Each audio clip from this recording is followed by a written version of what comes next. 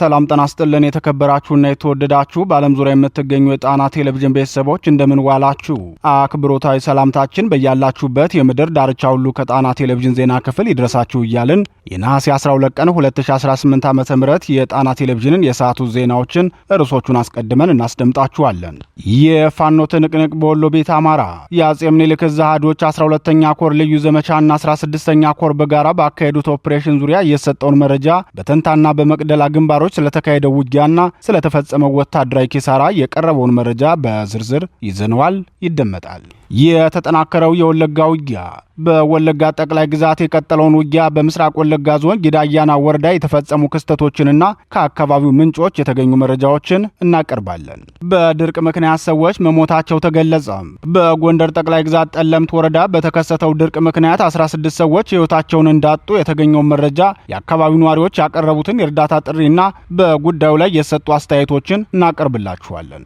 በሌላ በኩል የታሪክና የትውልድ ማርሽ ቀያሪዎቹ ሲታወሱ የአፍሪካን ታሪክ በመቀየርና የኢትዮጵያን ታሪክ በመስራት ታላቅ አሻራ ስለተውት ዳግማዊ አጼ ምኒልክ እቴጌ ጣይቱና ፊታውራሪ ገበየሁ አባጎራው የሚዘከሩበትን ታሪካዊ አጋጣሚ የሚዳስስ ዘገባም ይኖረናል። እነዚህንና ሌሎች ዜናዎችን አካተናል። እስከ ዜናችን ፍጻሜ ድረስ አብራችሁን እንድትቆዩ እየጋበዝን ወደ ዝርዝር ዜናዎቹ እናልፋለን።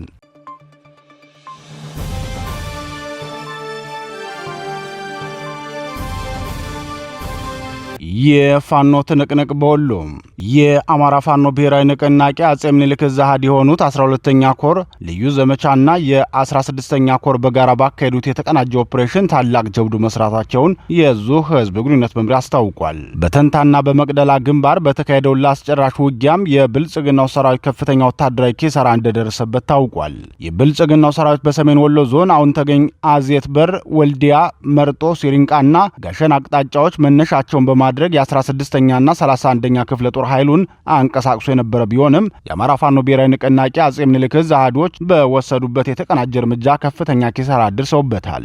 የአማራ ፋኖ ብሔራዊ ንቅናቄ አጼ ምኒልክ ዕዝ ህዝብ ግንኙነት መምሪያ የዕለቱን ተጋድሎ አስመልክቶ ለጣና ቴሌቪዥን እንደገለጸው ተጋድሎን ያካሄዱት የዙ ልዩ ዘመቻ የ16ኛ ኮር 12ኛ ኮር በጋራ በመቀናጀት ነው። በዚህ የተቀናጀ ውጊያ ጠላት ያቀደውን ዓላማ ሳያሳካ ከፍተኛ የስነ ልቦና ስብራትና የሰው ኃይል ጉዳት አስተናግዶ ተመልሷል። በተረፈ ኮረታ፣ ጠጠር መልቀሚያ፣ ድልበት ሚካኤል፣ ላምድንጋይና ኮቤ ተራራ በተባሉ አካባቢዎች ለሁለት ቀናት የዘለቀ አስጨራሽ ውጊያ ተካሂዷል ሲል ተናግሯል። የፋኖ ብርቱ ክንድ ያረፈበት የብልጽግናው ሰራዊት ዛሬም እንደተለመደው ንጹሃንን ኢላማ ያደረገ የጭካኔ እርምጃ መውሰዱን የተናገሩት የአካባቢው ነዋሪዎች የመንግስት ወታደሮች መንገድ ላይ ያገኙትን ሁሉ በጭካኔ ደብድበዋል። በዚህ ደረጃ ህዝብን የሚያሰቃዩት ለፋኖ መረጃ ታቀብላላችሁ የሚል ፍረጃ በመለጠፍ ነው። በዚህ ጭካኔያቸውም ከ10 በላይ የአካባቢው ተወላጆች ተደብድበዋል በማለት ተናግረዋል። ይህ በእንዲህ እንዳለ በዚህ ወሎ ቤት አማራ ግንባር ዛሬ ነሐሴ 12 ቀን 2018 ዓ.ም ከማለዳው ጀምሮ በተንታና በመቅደላ ግንባር ከባድ ውጊያ ሲካሄድ መዋሉ ታውቋል። በዚህ ግንባር በተካሄደው ውጊያም የብልጽግናው ሰራዊት ከደረሰበት ከባድ ወታደራዊ ኪሳራ የተነሳ አንድ አይሱዚ ተሽከርካሪና 3 አምቡላንስ ሙሉ ቁስለኛ ወታደር ወደ ኮምቦልቻ ማጓጓዙን የአጼ ምኒልክ ዕዝ ህዝብ ግንኙነት መምሪያ አስታውቋል። ውጊያው ዛሬ ነሐሴ 12 ቀን 2018 ዓ.ም ንጋት ጀምሮ መካሄዱን የገለጸው የህዝብ ግንኙነት መምሪያው በምስራቅ ግንባር ተንታና መቅደላ ዙሪያ ከባድ ውጊያ በማካሄድ በጠላት ላይ ከፍተኛ ኪሳራ ማድረስ ችለናል። ሰራዊታችን በወሰደ የተጠናና ስልታዊ ማጥቃት ገዢ ወታደራዊ ስፍራዎችን በቁጥጥራችን ስር አስገብቷል። የፋኖ የማጥቃት አቅም ከፍጥነትና ታክቲክ ጋር ተዳምሮ የጠላት ብልጽግና ኃይልን ባሽመደመደበት በዚህ ተጋድሎ በርካታ የአገዛዙ ወታደሮች እርምጃ ተወስዶባቸዋል። በርካቶች ደግሞ ከከባድ እስከ ቀላል ጉዳት ደርሶባቸው ወደ ሕክምና ተቋማት ተወስደዋል ሲል ገልጿል። የህዝብ ግንኙነት መምሪያው አክሎም በውጊያው ቀላል የተባለ ጉዳት የደረሰባቸው ቁስለኞች በአካባቢው በሚገኝ ጤና ጣቢያ ሕክምና እየተደረገላቸው ሲሆን ከባድ ጉዳት የደረሰባቸው ወታደሮች ደግሞ በአንድ አይሱዚ ኤፍኤስአር ተሽከርካሪና በ3 አምቡላንስ ሙሉ ተጭነው የሰሜን ምስራቅ ዕዝ ደረጃ 3 ሆስፒታል ወደሚገኝበት ኮምቦልቻ ከተማ ተወስደዋል። በዚህ ግንባር የጠላት ብልጽግና ቡድን እግረኛ ጦሩን ጨምሮ ከምድር ሜካናይዝድ መሳሪያዎች ጀምሮ እስከ ሰው አልባ አውሮፕላን ድረስ አሰልፏል። ሆኖም የፋኖ ብርቱ ክንድ የጠላትን እግረኛ ሰራዊት ከማሽመድመድና ገዢ ወታደራዊ ቦታዎቹን ከማስለቀቅ አልታደጉትም ብለዋል።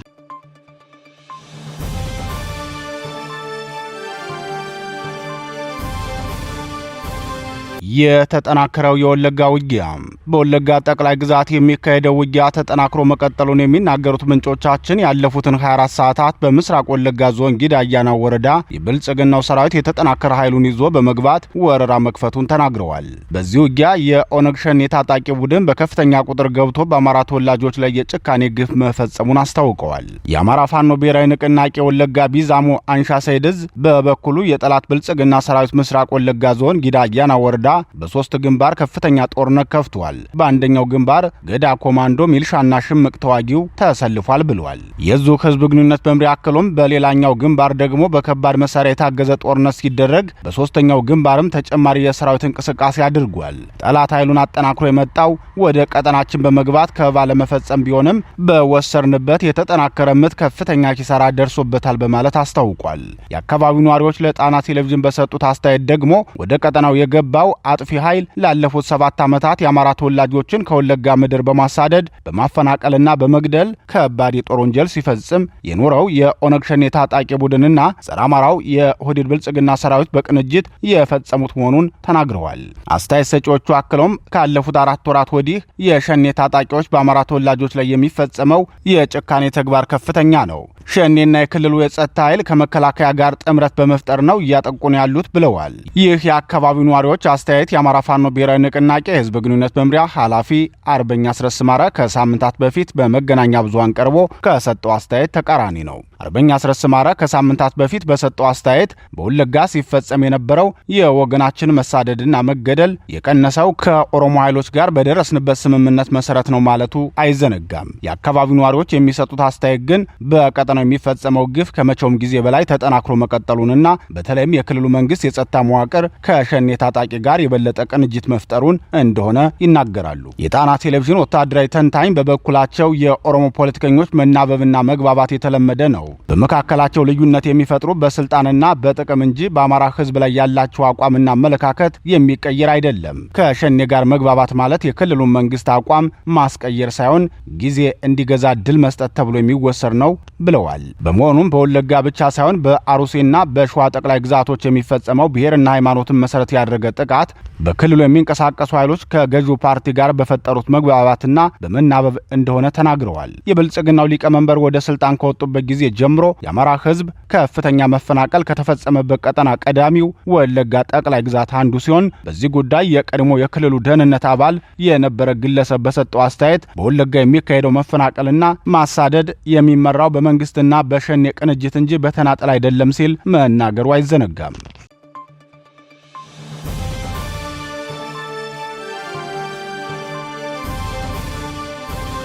በድርቅ ምክንያት ሰዎች መሞታቸው ተገለጸ። በአማራ ክልል ጎንደር ጠቅላይ ግዛት ጠለምት ወረዳ በድርቅ ምክንያት 16 ሰዎች መሞታቸው ታወቀ። በወረዳው በተከሰተው ድርቅ ምክንያት የደረሱልን ጥሪ ሲያሰሙ የነበሩ የአካባቢው ነዋሪዎች የክልሉ መንግስትም ሆነ የብልጽግናው ስርዓት ለተጎጂዎች የአስቸኳይ ድጋፍ ማቅረብ ባለመቻላቸው የ16 ሰዎች ህይወት በማለፉ ማዘናቸውን አስተያየት ሰጪዎች ለጣና ቴሌቪዥን ተናግረዋል። በጠለምት ወረዳ የመራው ቀበሌ አስተዳዳሪ ጥላውን ገብረ ሚካኤል በበኩላቸው ህይወታቸው ካለፈው ወገኖቻችን በተጨማሪም አስከፊ ስጋት ላይ የሚገኙ በርካታ ናቸው። አሁንም የአስቸኳይ ድጋፍ አቅርቦት ካልተገኘ የሟቾች ቁጥር ከዚህም በላይ ያሸቅባል ሲሉ ስጋታቸውን ተናግረዋል። አስተዳዳሪው አክለውም በአካባቢው ከመጋቢት ወር ጀምሮ ምንም አይነት ዝናብ ባለመዝነቡ አርሶ አደሩ የዘራው እህል ሳይበቅል መቅረቱን ገልጸው በዚህም ምክንያት በአካባቢው የምግብ እጥረትና ረሃብ በመከሰቱ የሰው ህይወት ከማለፉ ባሻገር የቁም እንስሳትን በሙሉ ማለቃቸውን ተናግረዋል። በተጨማሪም ድርቁ ያስከተለው የረሃብን ሁኔታ መቋቋም የተሳናቸው 488 አባወራዎች ከአካባቢው ለቀው መሰደዳቸውን አስረድተዋል። ችግሩን በተመለከተ እስከ ክልል ድረስ አቤቱታ ብናቀርብም የክልሉ መንግስት ምላሽ ሊሰጠን አልቻለም የሚሉት አቶ ጥላሁን ከየቀበሌው የተመደቡ አካላት የሞቱ ሰዎችን፣ የተሰደዱ አባወራዎችንና ያለቁ እንስሳትን ቁጥር መዝግበው ለሚመለከተው አካል ቢያሳውቁም እስካሁን ምንም አይነት ምላሽ ልናገኝ አልቻልንም ሲሉ የአማራ ክልል መንግስት በጠለምት ወረዳ የደረሰውን አደጋ አይቶ በቸልታ ማለፉንና በዚህም የባዲ መዋቅር በአካባቢው ህዝብ ላይ ከፍተኛ ጭካኔ እንደፈጸመበት ገልጸዋል።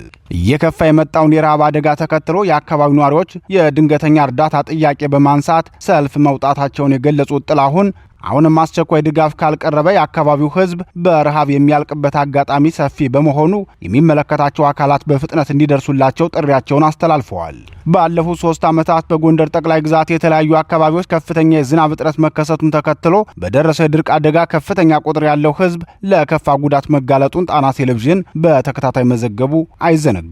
በዚህ ዓመትም በተመሳሳይ በመና መቀጧ፣ በበለሳ፣ እብናት፣ ጠለምትና ሌሎች የጠቅላይ ግዛቱ አካባቢዎች ከፍተኛ ድርቅ በመከሰቱ የአስቸኳይ ድጋፍ ፈላጊዎች ቁጥር ማሸቀቡን የደረሰን መረጃ ያመላክታል። በአካባቢዎቹ የደረሰውን ድርቅ ተከትሎ በህዝቡ ላይ የተደቀነውን የአደጋ መጠን የባዕድ መዋቅርም ሆነ የፌዴራሉ ብልጽግና ስርዓት አፋጣኝ ምላሽ ሊሰጡ እንደማይችሉ የእስካሁኑ መንገዳቸው ያስታውቃል። በመሆኑም የህዝብ ጉዳት የሚያሳስበውና የሚያሳዝነው ሁሉ ድጋፉን እንዲያደርግ ጥሪ ቀርቧል። ድጋፍ ማድረግ ለሚፈልጉ አገር በቀልና ዓለም አቀፍ ተቋማት የቀረበውን የድረሱልን ጥሪ ተከትሎ ለድጋፍ አቅራቢዎቹ የደህንነት ዋስትናን በተመለከተ የአማራ ፋኖ ብሔራዊ ንቅናቄ ጎንደር ጠቅላይ ግዛት በላይዝ ዛሬም እንደ ወትሮ ጥበቃና ከለላ እንደሚሰጥ አስታውቋል። ጣና ቴሌቪዥን በዚህ ጉዳይ እንደተለመደው ተከታታይ ዘገባዎችንና መረጃዎችን የምናቀርብ መሆኑን እንገልጻለን።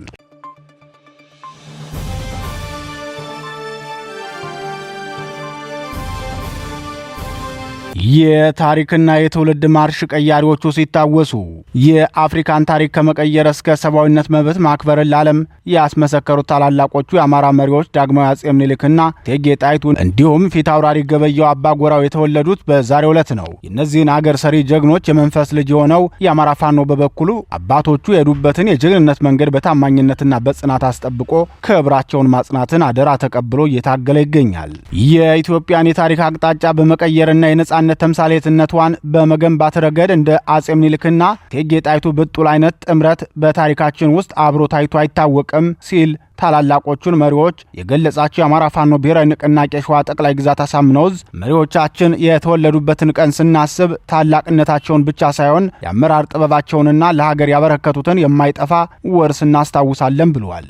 አጼ ምኒልክ የኢትዮጵያን አንድነት ከመመለስ አልፈው ሀገሪቱን ወደ ዘመናዊነት ጎዳና የመሩ አርቆ አሳቢ መሪ መሆናቸውን የገለጸው መልእክቱ ምኒልክ ማለት የአድዋ ድል መሐንዲስ፣ የእርቅና የአንድነት መሪ እንዲሁም የዘመናዊነት መሰረት ጣይ ናቸው ይላል።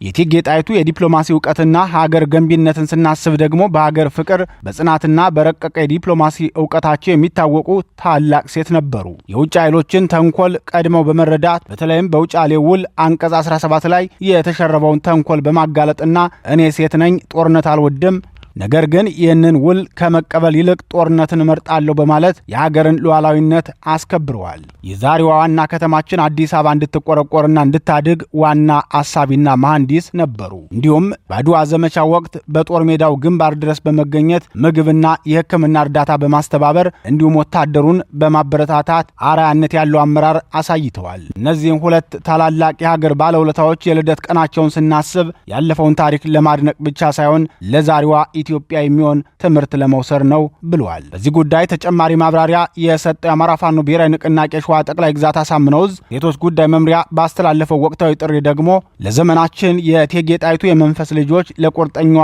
ሴት የነጻነት አርበኛ የሸዋ ረገድ ገርሌ የቃል ኪዳን አደራ ጀግኖቻችን እንኳን አደረሳችሁ ሲል መልእክቱን ይጀምራል። የሴቶች ጉዳይ መምሪያ መግለጫውን ሲቀጥልም እንደሚታወቀውና የታሪክ ድርሳናት እንደሚነግሩን ዓለም ስለ ጾታዊ እኩልነት በሚያወራበት ዘመን የኛ የሴት አርበኞች ሀገርን በመሪነት ደረጃ ይመሩ እንደነበረ አውቀን የእነሱን አርአያነት መከተልና ለአማራ ሕዝብ ሰላም፣ ፍትህና እኩልነት ወይም ህልውና መረጋገጥ ሲባል በርካታ የሴት ገድሎችን እየፈጸሙ በደማቸው ወርቃማ አሻራቸውን እያሳረፉ በመሆኑ የአፋብን ሸዋ ጠቅላይ ግዛት አሳምነው ዕዝ የሴቶች ጉዳይ መምሪያ ታላቅ ክብርና ምስጋና በማቅረብ እንደሚከተለው መልእክቱን ያስተላልፋል። የአማራ ሴት አርበኞች የጥንካሬ የጥበብና የጀግንነት ተምሳሌቶች ናቸው። በጦር ሜዳ ካሳዩት ሀገርን በማጽናት ቤተሰብን በማክበርና በማስከበር እና ባህልን ጠብቆ በመቆየት ረገድ የተጫወቱት ሚና የሀገራችን የጀርባ አጥንት ሆነው ቆይተዋል። ውድ የሴት አርበኞቻችን ዛሬ ላይ ሆነን ወደ ኋላ ኋላ ስንመለከት እንደነ እቴጌ ጣይቱ ብጡል፣ አርበኛ ሸዋረገድ ገድሌ፣ አርበኛ ተናኘ ወርቅ ኃይለ ሥላሴ፣ አርበኛ አየለች እሸቴና አርበኛ እቴጌ መነን አስፋው ያሉ ሴት እናት አርበኞች የከፈሉት መስዋዕትነት የኛ ኩራትና የመንፈስ ጥንካሬ ምንጭ እንዲሁም አሁን ላለንበት ህልውናን ለማቆየት በሚደረገው ትግል የ50% ድርሻ የኛ የሴቶችን መሆን እንዳለበት የሚያሳይ መሆኑን ነው። አገዛዙ በአማራ ህዝብ ላይ ከሚያደርሰው መጠነ ሰፊ ጭፍጨፋ ባለፈ በሴቶች ላይ የሚያደርሰው ደፈራና ግድያ የከፋ መሆኑ ፀሐይ የሞቀው ሀገር ያወቀው የአደባባይ ምስጢር መሆኑ እየታወቀ እኛ ሴቶች ይህንን ማንነትን፣ ታሪክ፣ ባህልን፣ ዕውቀትን እንዲሁም ጤናን ጭምር የሚያጠፋ የብልጽግና አገዛዝ በጦር ሜዳው አውድማ ተሰልፈን ልንታገለው ይገባል። በጽናት እየታገልነውም እንገኛለን። የመምሪያው ሙሉ መልእክት ተከታትለን እንመለስ። ከአፋብን ሸዋ ጠቅላይ ግዛት አሳምነው ሴቶች ጉዳይ መምሪያ የተላለፈ ወቅታዊ ጥሪ ነሐሴ 12 2018 ዓ.ም የአማራ ፋኖ ብሔራዊ ንቅናቄ አፋብን ሸዋ ጠቅላይ ግዛት አሳምነው የሴት አርበኞቻችን ላሳዩት ተጋድሎ እውቅና የሚሰጥና የአማራ ህዝብ እያደረገ ባለው ቅዱስ ትግል የሴት አርበኞች ተሳትፎ በፖለቲካዊ ትጥቅ ትግሉ ያላቸውን ሚና እንዲያጠናክሩ የሚያበረታታ ከሴቶች ጉዳይ መምሪያ የቀረበ ወቅታዊ ጥሪ ነው። የከበረ ሰላምታችን ይድረስ ለዘመናችን የእቴጌ ጣይቱ የመንፈስ ልጆች፣ ለቁርጠኛዋ ሴት የነጻነት አርበኛ የሸዋረገድ ገድሌ የቃል ኪዳን አደራ ጀግኖቻችን። እንደሚታወቀውና የታሪክ ድርሳናት እንደሚነግሩን ዓለም ስለ ጾታዊ እኩልነት በሚያወራበት ዘመን የኛ የሴት አርበኞች ሀገርን በመሪነት ደረጃ ይመሩ እንደነበር አውቀን የእነሱን አርአያነት በመከተልና ለአማራ ህዝብ ሰላም፣ ፍትህና እኩልነት ህልውናን ለማረጋገጥ ሲባል በርካታ የሴት ገድሎችን እየፈጸሙ በደማቸው ወርቃማ አሻራቸውን እያሳረፉ በመሆኑ የአፋብን ሸዋ ጠቅላይ ግዛት አሳምነው የሴቶች ጉዳይ መምሪያ ታላቅ ክብርና ምስጋና በማቅረብ እንደሚከተለው መልእክቱን ያስተላልፋል። ክቡራት እህቶቻችንና እናቶቻችን፣ ታሪክ እንደሚመሰክረው የአማራ ሴት አርበኞች የጥንካሬ የጥበብና የጀግንነት ተምሳሌቶች ናቸው። በጦር ሜዳ ካሳዩት ሀገርን በማጽናት ቤተሰብን በማክበርና በማስከበር እና ባህልን ጠብቆ በማቆየት ረገድ የተጫወቱት ሚና የሀገራችን የጀርባ አጥንት ሆነው ቆይቷል። ውድ የሴት አርበኞቻችን፣ ዛሬ ላይ ሆነን ወደ ኋላ ስንመለከት እንደነ እቴጌ ጣይቱ ብጡል፣ አርበኛ ሸዋረገድ ገድሌ፣ አርበኛ ተናኘ ወርቅ ኃይለ ሥላሴ፣ አርበኛ አየለች እሸቴና አርበኛ እቴጌ መነን አስፋው ያሉ ሴት እናት አርበኞች የከፈሉት መስዋዕትነት የእኛ ኩራት፣ የመንፈስ ጥንካሬ ምንጭ እንዲሁም አሁን ላለንበት ህልውና ለመቆየት በሚደረገው ትግል የ50% ድርሻ የኛ የሴቶች መሆን እንዳለበት የሚያሳይ መሆኑን ነው። አገዛዙ በአማራ ህዝብ ላይ ከሚያደርሰው መጠነ ሰፊ ጭፍጨፋ ባለፈ በሴቶች ላይ የሚያደርሰው ደፈራና ግድያ የከፋ መሆኑ ፀሐይ የሞቀው ሀገር ያወቀው የአደባባይ ምስጢር መሆኑ እየታወቀ እኛ ሴቶች ይህንን ማንነት፣ ታሪክ፣ ባህልን፣ ዕውቀትን እንዲሁም ጤናን ጨምሮ የሚያጠፋ የብልጽግና አገዛዝ በጦር ሜዳው አውድማ ተሰልፈን ልንታገለው ይገባል። በጽናት እየታገልነው እንገኛለን። በትግል ሜዳው ያላችሁ የኔ ዘመን ጀግኖች፣ እየሰራችሁ ያላችሁ ታሪክ ለዛሬ ኩራታችሁ ለነገ ታሪካችሁ ነውና በርቱ። ጠላታችን የወደቀና የደቀቀ ነው፣ እናሸንፋለን። ለምታደርጉት ዘርፈ ብዙ ተጋድሎ በሰፊው የአማራ ህዝብ እና በመላው የሴት አርበኞቻችን ስም ላመሰግናችሁ እወዳለሁ። ሁልጊዜም በአካልም በመንፈስም ከጎናችሁ ነኝ። ውድ አርበኞቻችን፣ እኛ ሴቶች በማይበገር ማንነት በፈተናዎች ውስጥ ተስፋ አለመቁረጥና ለፍትህ መቆም የሴት አርበኞች መለያ ባህሪ በማድረግ መታመንን በማሳየት አርበኝነትን ወደ ላቀ ደረጃ እናሸጋግራለን። ዛሬም እንደ ትላንቱ አማራን ከዘር ማጥፋት መታደግና ታሪክና ባህል ከውድመትና ሀገራችን ኢትዮጵያ ከመበተን የእኛን ብርታት ትሻለች። አሁናዊ ትግል የአማራን ህልውና የማስከበርና እንደ ህዝብ ከመጥፋት በህይወት ለመኖር ሲባል ከጀግና አማራ ፋኖ ፊታውራሪነት እንደ ህዝብ የምናደርገው ህዝባዊ ትግል ነው። በመሆኑም እያንዳንዱ ሴት በዚህ አማራ ብሔርተኝነት ትግል በፖለቲካዊ ትግል ውስጥ ግንባር ቀደም ተሰላፊ ትሆኑ ዘንድ የሚከተሉትን ጥሪያችንን እናቀርባለን። አንደኛ፣ እናቶች፣ እህቶች ራስን በማብቃትና ወሳኝ አካል በመሆን ለገዳይሽና ለደፋሪሽ አገዛዝ ብልጽግና ያደረ ፍቅረኛን፣ ወንድምን፣ ባልን ወይም የትዳር አጋርን፣ ልጅን ከድርጊት እንዲቆጠብ በማድረግ ትግሉን ከቤት በመጀመር የእይታ አድማሳችሁን በማስፋት ትግሉን ተቀላቀሉ። ሁለተኛ፣ በትግል ሜዳው በአመራርነት በመሳተፍ በውሳኔ ሰጭነት ቦታዎች ላይ በመገኘት ሴቶች የምንችል መሆናችንና በተመደብንበት ኃላፊነት ሁሉ በብቃት እንወጣ። ሶስተኛ እህትማማችነትን እና ከወንድሞች ጋር ወንድማዊ ትስስርን በማጠናከር አንዷ ወይም አንዱን ሌላዋን ወይም ሌላውን በማንሳት የጋራ ጥንካሬ መገንባት ላይ እንስራ። አንዲት ሴት ስትበረታ ቤተሰብ ይበረታል። ቤተሰብ ሲበረታ ደግሞ አማራ ያሸንፋል። አማራ ሲያሸንፍ ሀገር ትጸናለች። ውድ አርበኞቻችን፣ እኛ የጥንት አርበኞች ልጆች የዛሬ አማራ ህዝብ አደራ ያለብን የቁርጥ ቀን ጀግኖች በመሆናችን ታሪክ የጣለብንን አደራ በተሰጠን መክሊት በብቃት እንድንወጣ በሀገር ውስጥም ከሀገር ውጭም ያላችሁ ውድ አማራ ህዝብ በሙሉ የትግሉ አካል በመሆን ብዙዎች የወደቁለት ጽኑ ዓላማ በጋራ ከዳር እናደርስ ዘንድ የከበረ ጥሪዬን እያቀረብኩ በመራሩ የትግል ጉዞ በማለፍ ለተቀደሰው ትግላችን በጽናት እንድንቆም በድጋሚ የጎዳዊ እና የእህትነት መልእክቴን በመምሪያው ስር አስተላልፋለሁ። ክብር ለትግሉ ሰማዕታት። ህልውናችን በተባበረ ክንዳችን። ከከበረ ሰላምታ ጋር ቀኛዝማች ትንቢት ኃይለማርያም ከአፋብን ሸዋ ጠቅላይ ግዛት አሳምነው እዝ ሴቶች ጉዳይ መምሪያ ነሐሴ 12 2018 ዓመተ ምህረት